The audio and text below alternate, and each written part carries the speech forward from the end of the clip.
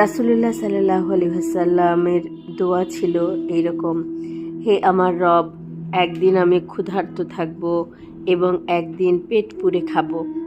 যদিও ক্ষুধার্ত থাকব, সেদিন আপনার নিকট প্রকাশ করব ও আপনার কাছে যাঞ্চা করব, আর যেদিন পেট পুরে খাব সেদিন আপনার প্রশংসা করব ও আপনার গুণকীর্তন করব।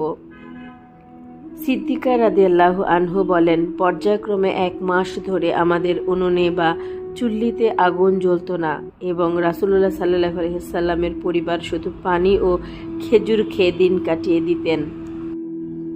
আয়েশা রাদিয়াল্লাহু আনহু বলেন, নবী করিম সাল্লাল্লাহু আলাইহি ওয়াসাল্লাম মদিনায় এসে পরপর 3 দিন কখনো গমের রুটি খাননি।